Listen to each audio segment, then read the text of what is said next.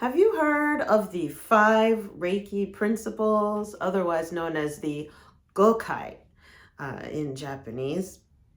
So these 5 principles are for life and helping us grow spiritually and live empowered lives as we embrace the practice of Reiki.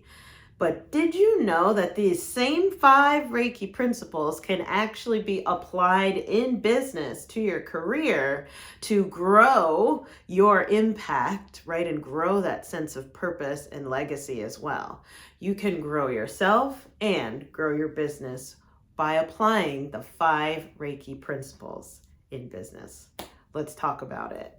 I'm Sensei Victoria Whitfield, founder of strategicmeditation.com, where I help spiritual seeker entrepreneurs, solopreneurs especially, who are energy sensitive, manage their stress levels so that they can increase their income and impact.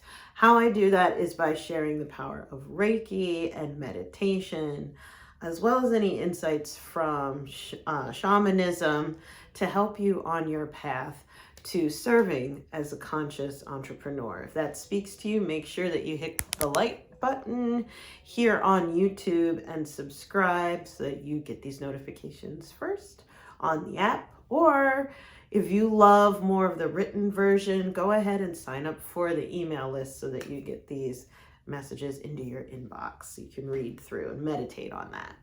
So this is going to be the first of 5 videos in a series that we'll be releasing. Each episode is going to cover one of the 5 Reiki principles and applying it to business. And the reason why I'm speaking about this is because after I read chapter 9 of Outwitting the Devil by Napoleon Hill, which is a book on the secrets to freedom and success. This is his sequel to this famous book, Think and Grow Rich. Such a classic for success mindset, right? And for all those of us who are trying to better ourselves so we can grow our work in the world.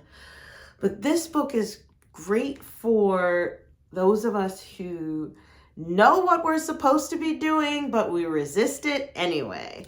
So this is the angel and the devil on our shoulder, right? And this book is an interview with the devil on Napoleon Hill's shoulder. He talks to him throughout the book, chapter by chapter, interviewing him on how do you do it? How do you stop me? And how do I get you to stop stopping me? Right? How to beat resistance. Long story short, is this book, Outwitting the Devil. This is, I believe, every single person should read this book, especially the 9th chapter, because the title of the 9th chapter in this book is Education and Religion. So the 9th chapter in Outwitting the Devil really goes over where we originally learn about morality and authority and power, and how, because it comes primarily from education and religion, our parents, our community, we give our power to the origin of where we originally receive it. And over the last now 16 years at the filming of this video, it's official. It's been 16 years serving my community from here at my office, as well as other locations over the years. What I've learned from our community is that what brings people to Reiki initially, and their need for it, they're drawn to it, is usually a awakening, right? An awakening that they're going through, usually in response to some sort of a crisis of belief. Now, the crisis of belief can come from what they like, stuff that they never learned in school. For example, out here in the real world, it's Wild West out here, and we're learning all kinds of things that they never taught us in school about ourselves, about each other, about the world. And so that caused this cognitive dissonance and crisis of belief. Other crisis of belief that brings people to Reiki, I've found over the years, is a spiritual awakening and a spiritual crisis of belief of what I thought what church was, or what I thought these church people are, or what I thought all of that is, just got blown open by some sort of a crisis and experience that necessitates expansion. Could be a negative, could be a positive, but something has rocked your world so much that it's opened you up to an awareness of spiritual reality. And that's where the practice of Reiki comes in. For the majority of my community and my clients, they've found that Reiki really helps give them a sense of peace when they awaken to energetic reality. That reality is not just what meets the eye, but there is a spiritual component. There's a universal and an energetic reality that we all live in. And what can happen as we're going through those awakenings is that we start searching for answers in the origin of where we were taught authority lies. Like in chapter 9, we search into education sector and religion. So if we're not staying with our religion of origin, we're going to start reading about all other kinds of world religions, right? And learning, okay, well, how does this culture explain the beginning? How does this one? How does this one? How does this culture explain women and men? How does this one? How does this one? We go to different religion cultures for answers that we start seeking. Is this sounding familiar? Comment below if this is resonating with you.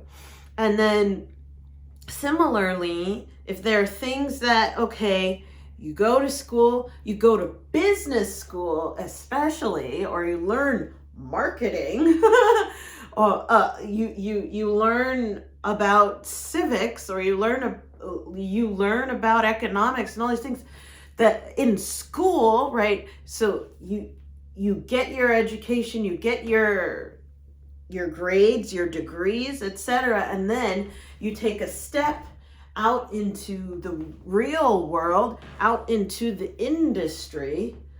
And there's one awakening that comes when you work for other people, where you're like, this is not what the school didn't tell me about this right here.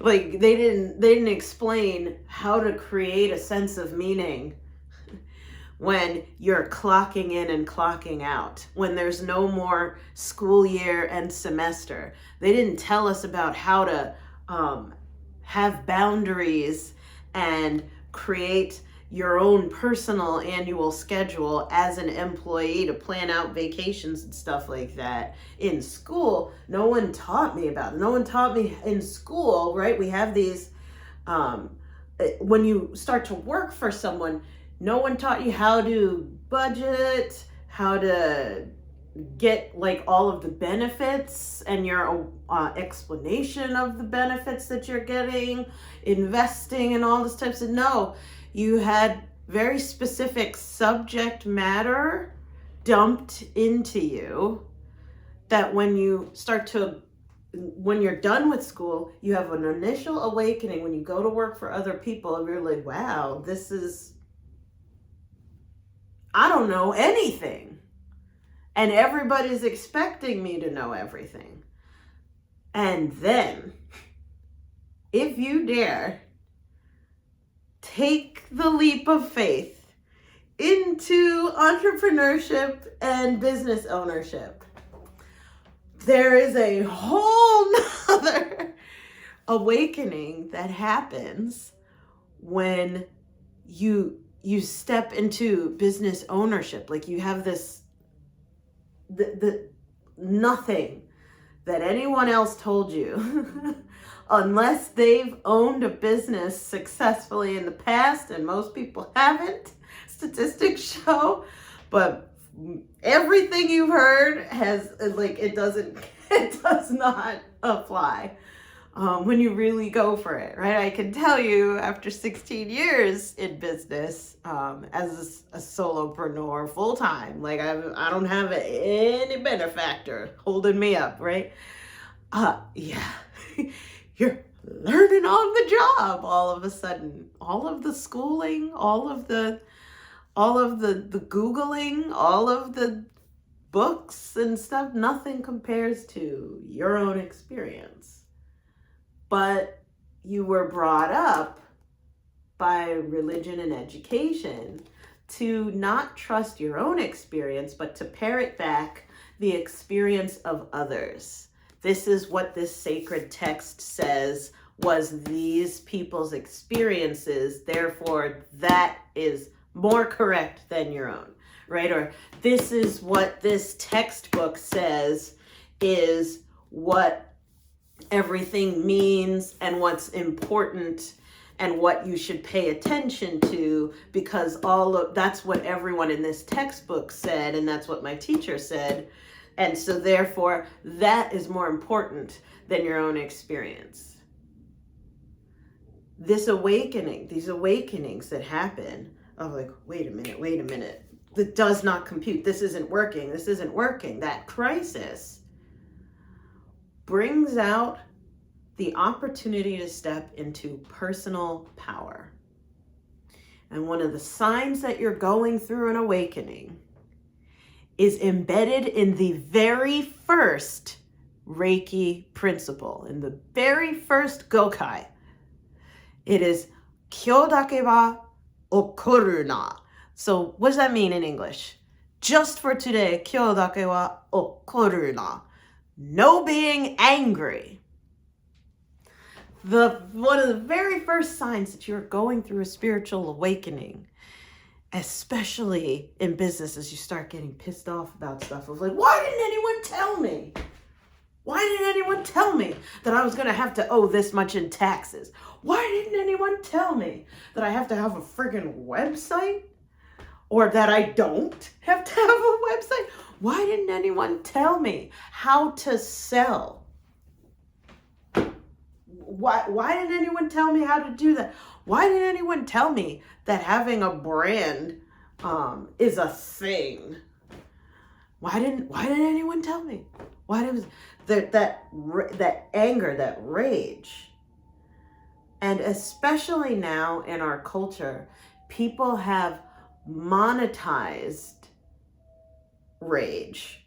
They call it rage bait for a reason, right? The bait, how do you say, when you're fishing, this is a hook, right? And then the fish comes along. It's like, oh, here's the bait. I took the bait, and then you pull the fish out and eat it. You were just a fish going along, and all of a sudden you're getting hoisted out of your element into a completely different paradigm, being pulled apart 6 ways from Sunday. That's what rage bait is. But the very first Reiki Gokai is okoruna, just for today. No being angry, or no anger, don't be angry. However you want to translate okoruna. So be kind to yourself. Professionally, especially, I serve people who are conscious entrepreneurs, who are spiritually sensitive business owners and solopreneurs.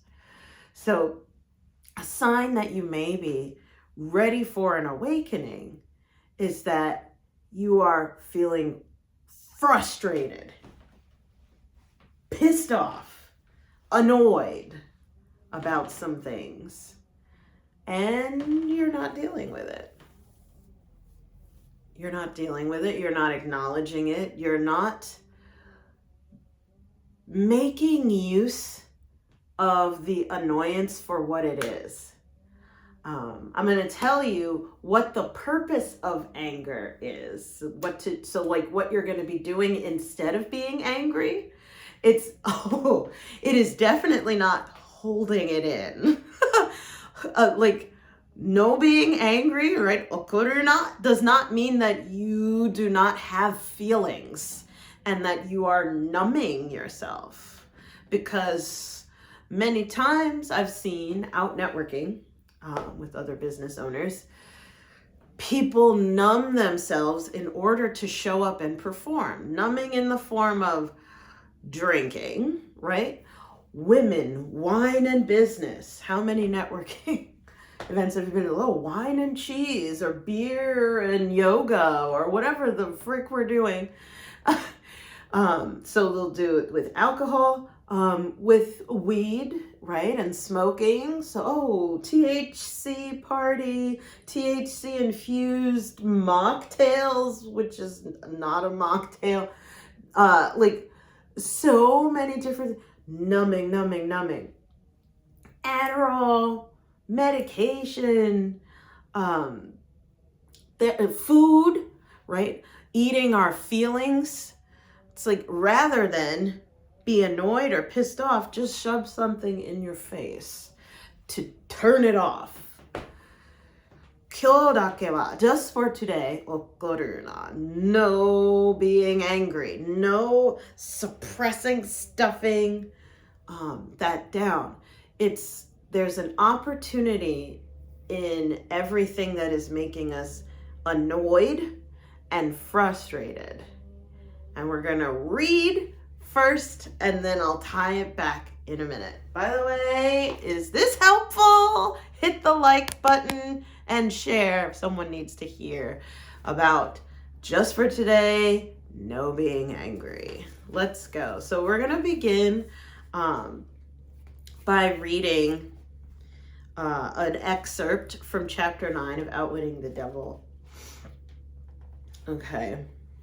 So Napoleon Hill says, I'm interested in discussing things that make people happy and miserable, rich and poor, sick and healthy. In brief, I'm interested in everything that can be used by human beings to make life pay satisfactory dividends in return for the effort that one puts into the business of living. He's saying to the devil on his shoulder. And so the devil responds, very well, let us be definite. Napoleon continues, I observe that sometimes people with definiteness of plan and purpose to get what they ask from life, only to find after they get it that they don't want it.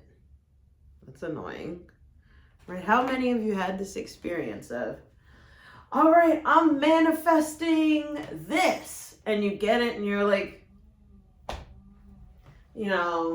they tell you, be careful what you wish for.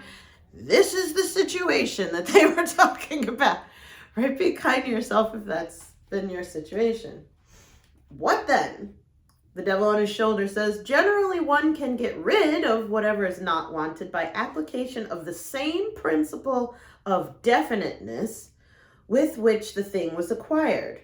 A life that is lived with fullness of peace of mind, contentment, and happiness always divests itself of everything it does not want. Anyone who submits to annoyance by things he does not want is not definite. He's a drifter. What is the devil saying here? If you are allowing yourself to be annoyed, if you are living with repressed anger or frustration and being like, oh, I hate this. This is so annoying. I hate marketing, for example. I get that a lot from my clients. They're like, I have a money block. I hate marketing, but I need to grow my business. Victoria, do your shamalama ding dong and blow that block off of me. I want to hire you for that. I'm like, okay. Sure. Okay. Interesting. Right? Or I hate accounting, or I hate sales. It's disgusting.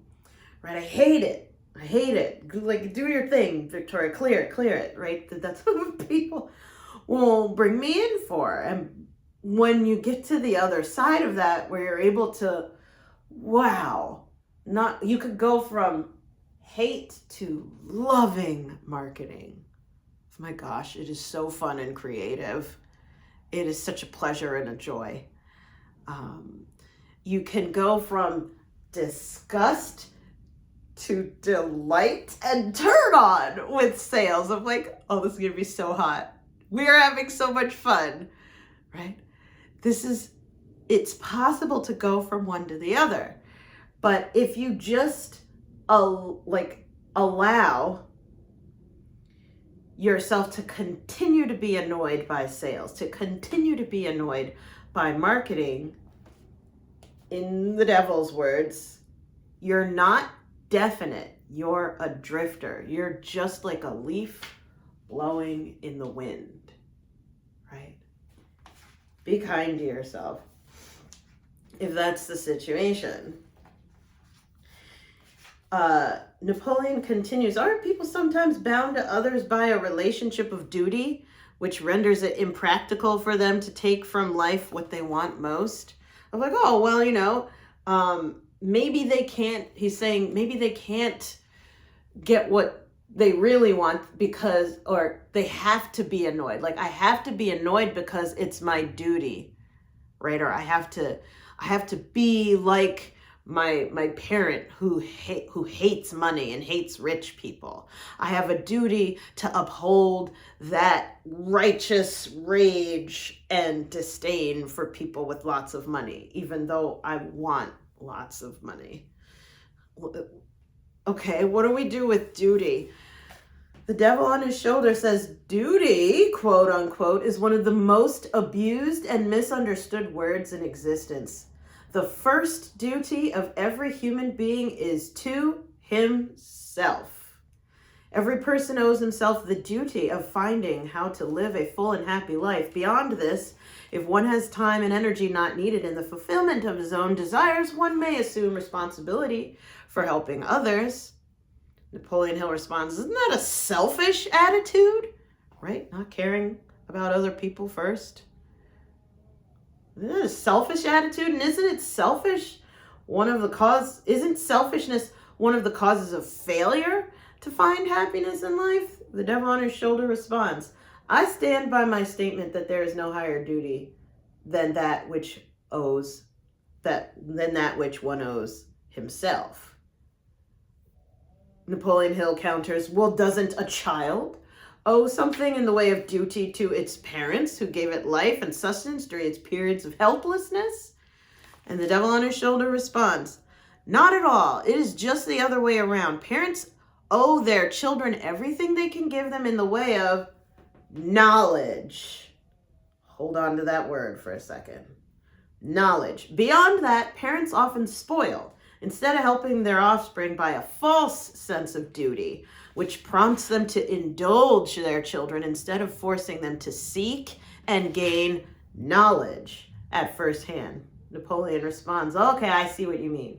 Your theory is that too much help thrust upon the youth encourages him to drift and become indefinite in all things, right? Wishy-washy, undecided, right? You believe that necessity is a teacher of great sagacity, which is wisdom, knowledge, that defeat carries with it an equivalent virtue, that unearned gifts of every nature may become a curse instead of a blessing. Is that correct? The devil on his shoulder says, you've stated my philosophy perfectly. My belief is not a theory. It is a fact. By the way, says the devil. So take everything that he says with a grain of salt, but it makes a really interesting point that even we don't owe anybody anything. This idea of duty is actually what's chaining us to miseducation, right, about the world of, oh, well, this is what school said about working for other people. Oh, this is what I was taught growing up. Meanwhile, when you get into the real world, You're either going to hold on to the shackles of that duty to uphold your A plus 4.0 point of view, or you're going to let go of that duty and say, okay, this is a dog eat dog world. This is my job, my life, my relationship. I'm going to have to step into what is mine, right? That's the beginning of sagacity, wisdom, power, knowledge, right? The same thing happens with inheriting the duty to continue to do the same traditional thing over and over and over again, even if your mind changes about it from, say, a religious upbringing, right? And how you feel doesn't matter because that was how you were raised. The priest is always right, no matter what they're doing to you or anybody else. They're always right. What if you change your mind about that? Duty to be a good boy or a good girl, according to what church has said, could hold you away from embracing your own personal power. So, again, says the devil. So the reason why we're talking about all of this is because the underlying theme is the importance of embracing and receiving knowledge gained through real-time, raw, unedited experience.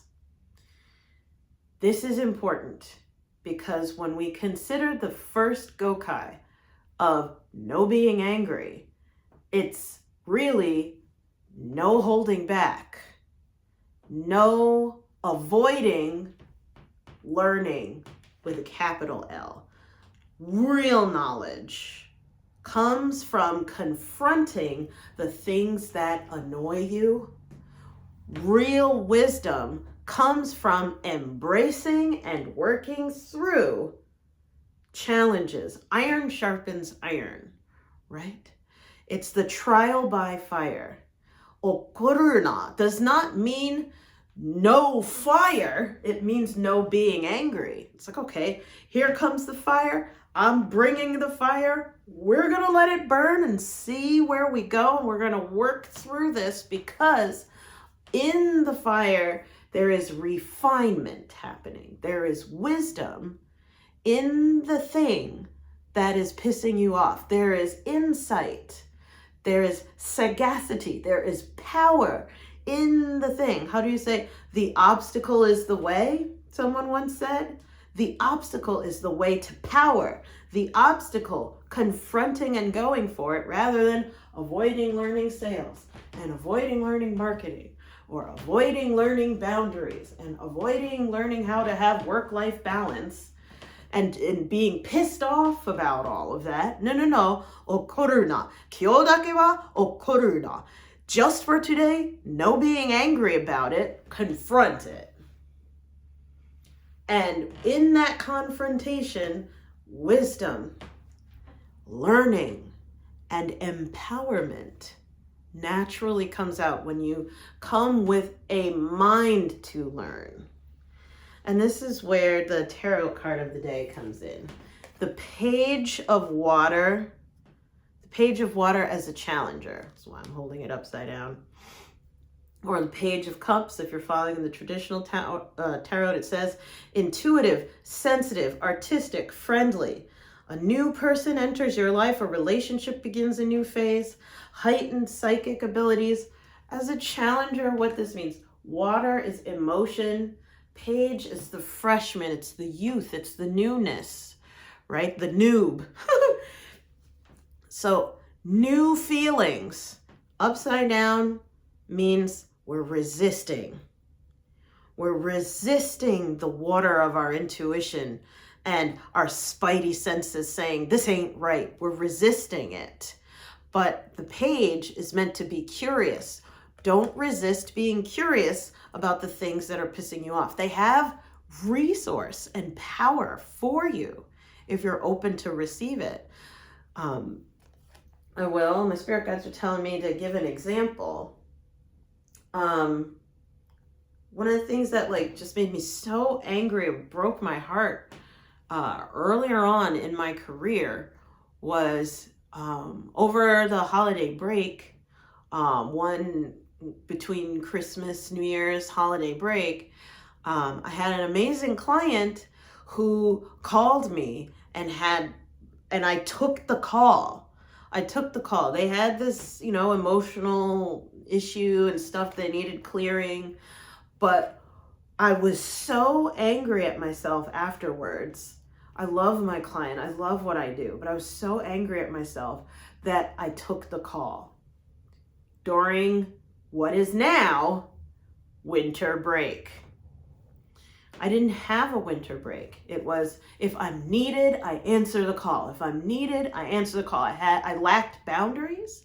But what happened, I was especially angry at myself for taking the call this time because my family impromptu decided to go and visit the White House while Obama was there. Once in a lifetime opportunity. They were like, we're going. We're all in the area. We're all going to go as a family. We're able to get like a tour of the White House because one of our cousins knows someone. We could meet, like, we might be able to meet the president and stuff like that. Who's in? Not me.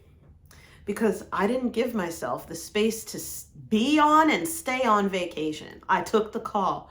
To this day, that anger, I'm not keeping.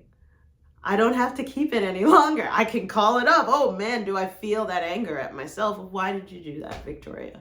Why did you do that? Once in a lifetime opportunity, a memory that you could have been a part of your family with. Like that anger now keeps me clear on why I have good boundaries around when I'm away. My phone is off. I'm not available. I have away messages on my email. I will notify people, and we'll have other people to step in if needs be, right, for certain issues, such as like if it's tax or whatever, accounting. But I'm never going to allow that. I'm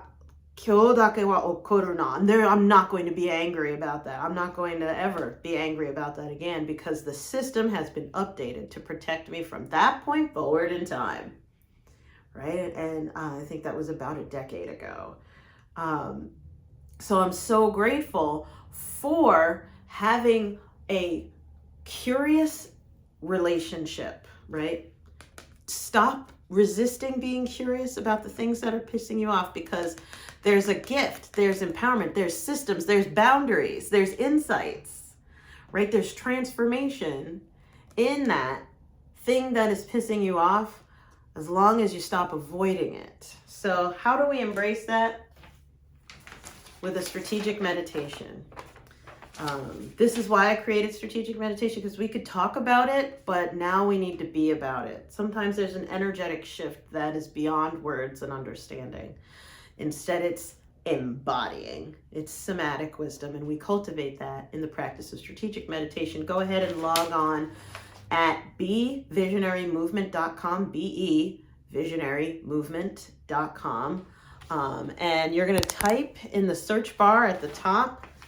The meditation of the day is clear your aura and chakras. Clear your aura and chakras. So that's 22 minutes.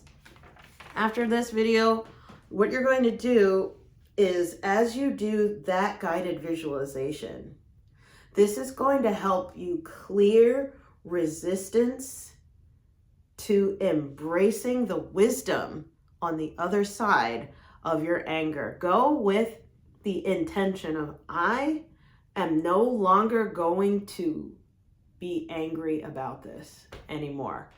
I'm going to do something about it. And this is taking charge of your own life. This is not about changing somebody else. I didn't change somebody else about this thing I was pissed off about. Handle you, boo. Don't be worrying about people over there. If you keep making you angry, You need to handle you. You need to clear that anger out of your aura and chakras. Do that with today's meditation. Now, if you've come to the end of this video and you're ready to embrace the Reiki principles in your business, make sure to give me a shout out, comment below, say, reach out, Victoria, I'm here, right? Let me know if you need support. You can go to victoriawhitfield.com/contact for my contact information or to get on my calendar, or you can send me a text at 732-903-8573 so that we can set up a private session, or we could talk about how you can get the support that you need. Embracing Reiki in business. With that, sending you so much love. Remember, you do not have to lose your glow as you grow in life and business. Bye for now.